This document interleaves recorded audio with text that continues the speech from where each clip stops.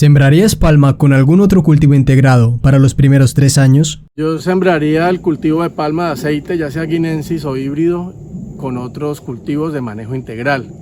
No solo cultivos, también metería pasto.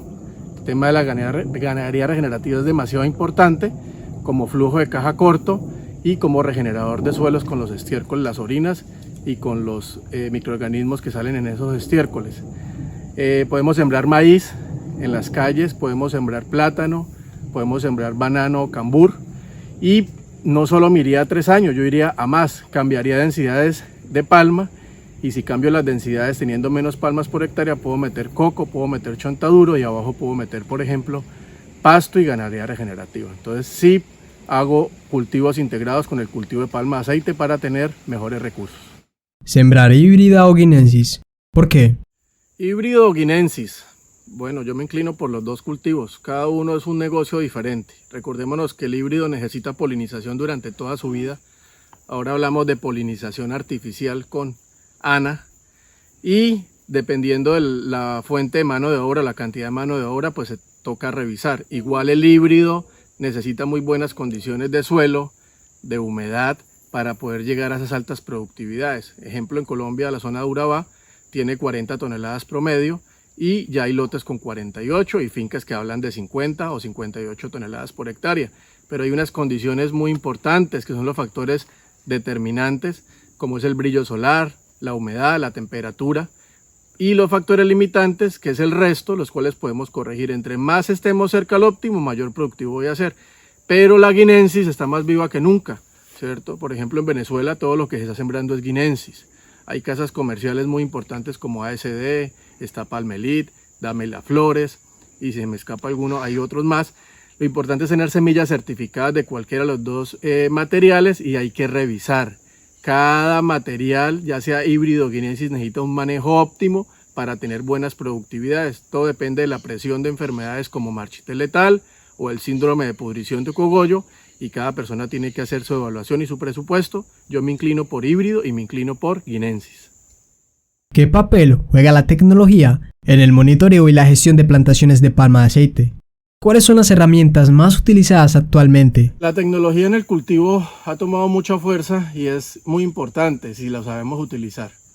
¿Por qué? Debemos de tener los datos básicos como número de palmas, cuántas hectáreas tiene nuestro lote, fechas de siembra, qué le estamos haciendo cada vez a nuestro cultivo. Y siempre se ha utilizado mucho el papel y las hojas de Excel, pero eso es un tema muy engorroso porque no podemos tener historiales a la mano. El tema de la tecnología ha llegado para poder tener de forma digital y de forma consolidado todo esto. Por ejemplo, está Xioma con el Yaco, en el cual podemos hacer revisión de recorridos de nuestro personal, ya sea en polinización, en cosecha o en cualquier actividad. Podemos saber cuántos racimos estamos cortando, podemos saber cuántos racimos me está dando una palma, y podemos llevar información vital y sobre todo ver historiales quincenales, mensuales, trimestrales, semestrales o anuales. Entonces, a mayor tecnología bien utilizada, mayores rendimientos, la tecnología nos da eficiencia, y esa eficiencia se ve como un resultado de mejor disponibilidad o aprovechamiento de la mano de obra, de nuestros recursos, de nuestras herramientas, y al final vamos a ver mejor rentabilidad. ¿Qué densidades utilizar en cultivo híbrido? ¿10x10 o 9.5x9.5? ¿Por qué? Las densidades de siembra al híbrido, yo me iría con 10x10 para 115, 116 plantas, pero me inclinaría más hacia 10.75 para 100 plantas. Recordémonos que podemos tener ganadería regenerativa debajo, o si vamos a intercalar, uno podría tener cultivos a 12 metros o más, pensando siempre en la fotosíntesis. En este cultivo lo sembramos a 9.5 y tenemos un traslape de más o menos 3 metros o más en las hojas. ¿Qué tan importante es la polinización asistida? ¿Qué método usan y por qué? La polinización asistida o artificial es demasiado importante. ¿Cuál se está recomendando? La polinización artificial, que es con un regulador fisiológico como es el ANA. ANA y talco. Mínimo 3 pases por flor. Entendamos que si solo hacemos una, estamos perdiendo peso promedio de racimo. Si hacemos 2, también. En la finca estamos haciendo 3 y hasta 4, tratando de poder llenar muy bien el racimo. Para poder tener un racimo muy bien formado, hay que poder hacer visita mínimo cada 7 días a este cultivo. La persona que no vaya a hacer polinización al cultivo híbrido, mejor no siembre híbrido. Es vital. ¿Por qué? Porque el polen de este híbrido tiene muy baja viabilidad, un 15%. Y adicional, el híbrido no tiene ese olor a anís, que es el que nos atrae a los camerúnicos. Entonces la polinización natural es muy baja y sí o sí hay que hacer polinización artificial. Los invito a que lo hagan para poder tener unos racimos pesados, con alta concentración de aceite, y algo muy importante, el ANA nos recupera todas las flores que ya pasaron de antesis, que antes se perdían. Entonces sí hay que polinizar de forma artificial, asistida, ¿por qué no? Porque no se consigue polen. ¿Cuáles son todos esos parámetros que se deben tener en cuenta para tener una fertilización adecuada? La nutrición es muy importante. Recordémonos que nutrir no es fertilizar. Nutrir es un manejo integral de ese suelo. Necesitamos suelos oxigenados, necesitamos suelos que no estén encharcados, necesitamos muy buen desarrollo de raíz, altos contenidos de materia orgánica. Aquellas plantaciones o personas que fertilizan, recordémonos que necesitamos dosis exactas, momentos oportunos, ¿cierto? Y un sitio oportuno donde haya buena concentración de raíces. Y aquellas personas que están haciendo agricultura orgánica, tener muy buen proceso de compostaje, de aplicaciones foliares y al suelo.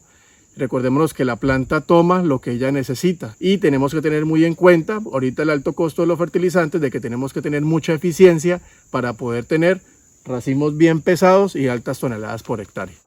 ¿Cuáles son los principales retos en términos de control de plagas y enfermedades en cultivos de palma de aceite? ¿Y cuáles son las estrategias más efectivas para hacerles frente?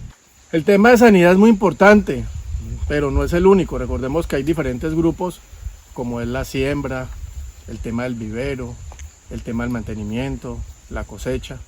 Pero la sanidad pone en riesgo nuestras plantas, tanto los insectos como las enfermedades o los síndromes. Recordemos que debemos de tener censos de enfermedades donde estamos recorriendo palma a palma y un monitoreo de plagas donde hacemos unos muestreos 5x5, 10x10, 12x12, como ustedes deseen, revisando diferentes niveles de la palma para ver cuántos insectos tengo, revisar promedios y revisar zonas para ver si tengo focos. Es muy importante no poner en riesgo nuestras palmas y nuestra área foliar. Independientemente si somos pequeños, medianos o grandes, debemos de realizar estos tipos de censo y monitoreos. Pero debemos dejar algo muy claro: por qué están apareciendo los insectos o por qué están apareciendo las enfermedades. Todo esto se debe, todo eso son consecuencias, ¿no? Entonces la causa principal es un desbalance nutricional. Nuestra palma está malnutrida y esto hace que sea más susceptible. Entonces por eso el tema de la nutrición es muy importante. Suelos oxigenados, suelos con altos contenidos de carbono y suelos que no se encharquen. Los pH del suelo son muy importantes, entonces tengamos mucho cuidado cuando nos la pasamos aplicando enmiendas y enmiendas y enmiendas, porque la savia de nuestra planta también es muy importante y puede estar ser la causa para que los insectos aumenten poblaciones. Entonces, amigos, los invito a que la sanidad se vea de forma integral. ¿Cuáles son las principales enfermedades y plagas que tenemos ahorita? La pudrición basal es muy importante. ¿Pero por qué está dando la pudrición basal? Por mal manejo de Strategus o coco o cucarrón rinoceronte.